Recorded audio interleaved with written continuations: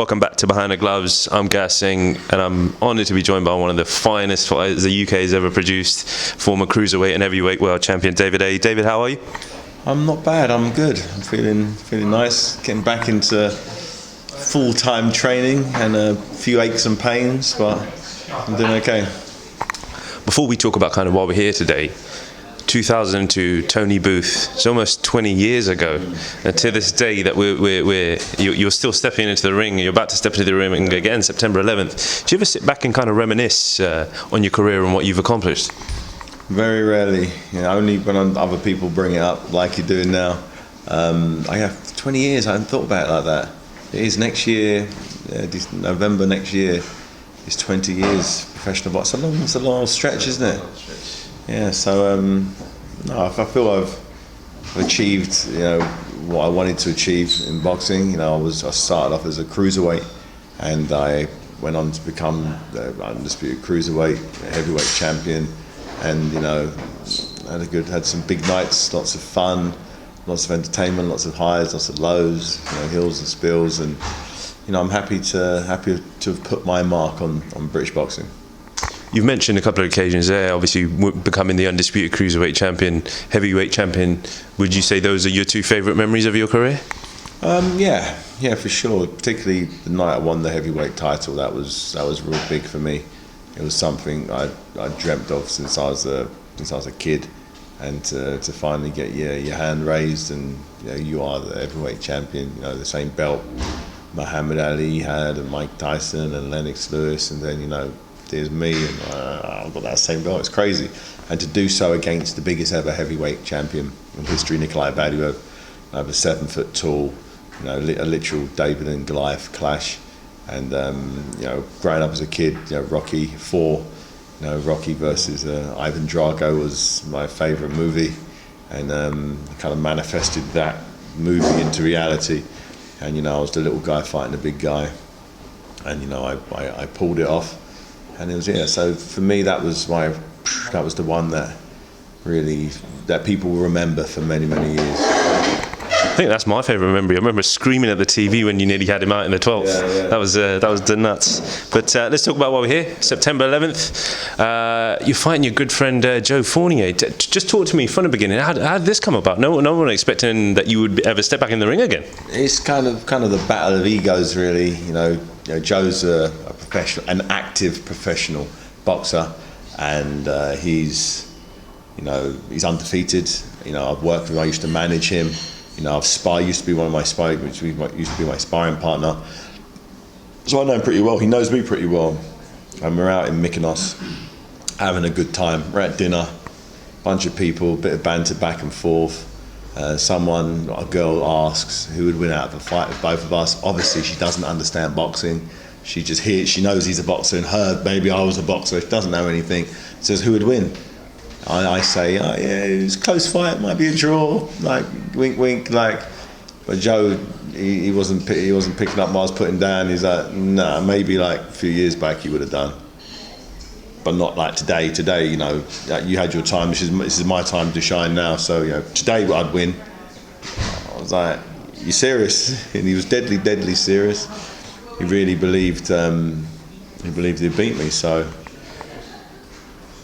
At first I thought it was banter and it was a joke, but then when I realised he was deadly serious, he was going, David, remember your Achilles? I was there when your Achilles. I know your back. Both your biceps are snapped. Your shoulder surgery. Does not mention your spine. The operation. I'm like, regardless of all that, I would beat you in a boxing match. Even now, even though I haven't done any boxing specific training for a long time, I'm in shape. I train every day. I look after myself. And he was like.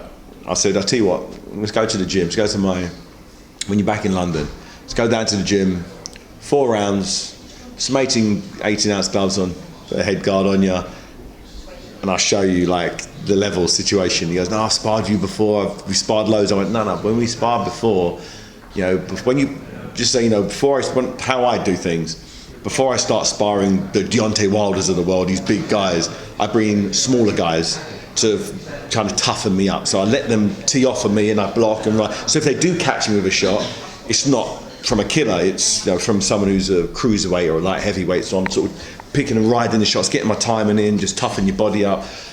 This is what I used Joe for. So in his mind, maybe he was getting the better of me, and he might have looked as though he might have been, but I was just soaking it up, just getting my neck strength and getting into the flow of things. And he said, yeah, I've sparred with you before, I felt your power. I'm like, no, you ain't felt the power. You think I wasn't letting the power go, I was managing you at the time. I wanted you to, get confidence from this. But I think he really believed it. And as such, he's gone, okay, I don't want to go to your gym and do some sparring. If you're going to do it, if I'm going to prove to you that I'm better than you, I want to do it in a real boxing match. I'm like, come on, dude, really? He's deadly serious. So he said that there's a company called Triller who staged his last fight, and he said they're putting a big show on with Oscar De La Hoya, against Vitor Belfort, a crazy fight, and you got Tito Ortiz and Anderson Silva. I said, if I talk to these guys, I'll get them in contact. I think they might want the former heavyweight champion on that show. It's that same type of thing, you've been retired, but so's Oscar De La Hoya for way longer than you, and he's fighting at the Staples Center, sold out Staples Center, and it's, what'd you say?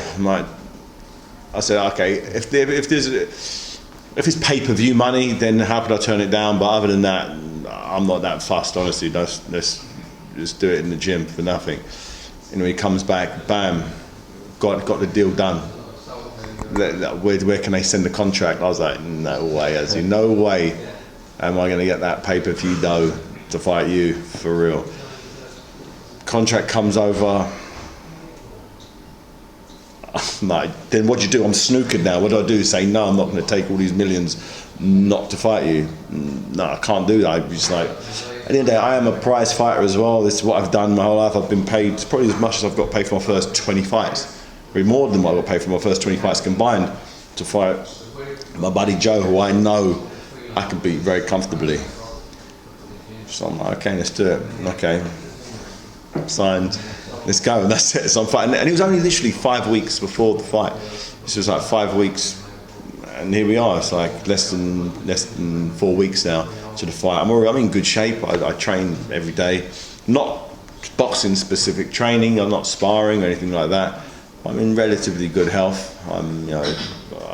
It's tough. My body's aching now because I've turned the training up, twice a day. Hitting the bags, hitting the pads, and neck's aching a little bit, doing all the neck drills and getting my body back into it. But I'm looking forward to it. I'm looking forward to getting the music going. There ain't no stopping us now playing. Getting that nostalgic vibe coming back. Yeah, it's and get an opportunity to right the wrongs. Just say it's about this is the level. This is the difference.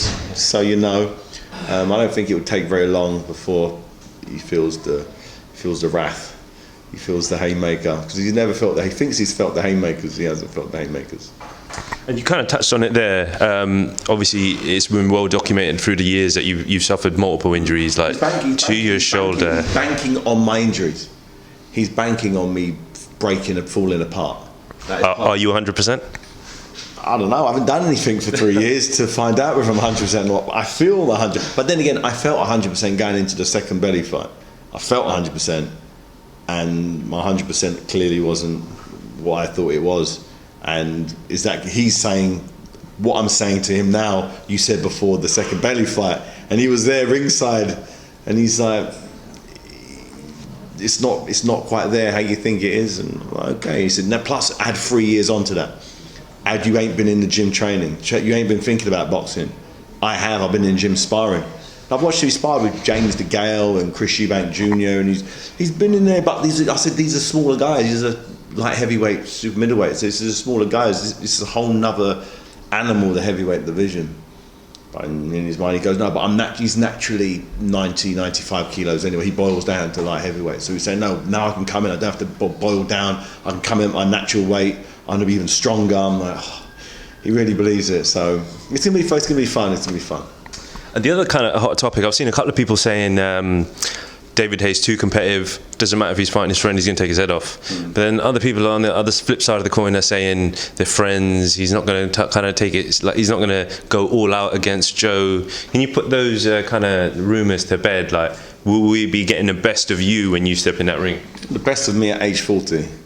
Yeah, you know, I can't say I'm going to do exactly what I could do when I was 25. You know, as I said, I haven't thought about boxing for 3 years. I've just been happily retired. The type of training I've been doing the last few years, I've been training less than an hour a day, 4 or 5 times a week. You know, I'm pretty strict with my diet. I look after myself. I don't take liberties with alcohol, and you know, I'm quite a clean living person. So I always said to like even like Derek Chisora, when I was managing Derek, I said you always got to be, you know, six weeks away from fighting fit all the time. And fortunately, he took that on board. As you know, he signed for the Usyk fight and the Parker fight, probably 6-7 weeks before the fight. Good thing he was already ticking over. He was in good shape. So when it came time to put pen to paper, he wasn't starting from zero. He didn't need to do 6 weeks just to get in shape. He was already in relative shape. So all we then had to do is fine tune his sparring, and he was good to go. He had 12 rounds in the tank. So you know, I've kind of practice what you preach is one thing, me saying it to him, but you know, although I had no reason to be boxing, I don't feel like I'm 6 weeks away from fighting fitness, and it's a good thing. As you know, I'd hate to be in a position where my body wasn't in a condition to not fall apart come fight night. I'd hate to, you know, things to go horribly wrong. It'd be a very embarrassing situation. So I feel like I'm in a good place physically to go out there and put on a very destructive display. So the last 2 questions, I know we're kind of pressed for time. Just give us our headline, David. Look into that camera lens, and if Joe is right there, what would the message be that you got to him? This is for real, Joe. Honestly, I know you're 100% confident when you've told me that, but start working hard, start letting them hands go. We want this to be, you know, I'm looking forward to a battle. So let's go to work. Let's focus. I looked at your Instagram and saw all this amazing food you was eating. Let's start reining it in. Let's start getting lean and mean with this. Let's just get serious. It's gonna be fun.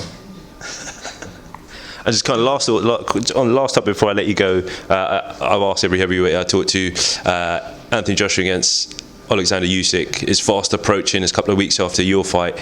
What's your prediction for that? How does you put your analysis head on? How does that fight go? It goes pretty one-sided for Anthony Joshua. He's too big, too explosive, too crisp a puncher. The punches he throws and the angles he throws his punches, I think, works very well for him against the southpaw. You know, the jab, the right hand, and then the jab. I think that's going to clean Usyk out. 1-2 step with the jab will knock out Usyk. Perfect, Mr. David Haye. We wish you luck September 11th. Thank you for talking to us here at Behind the Gloves.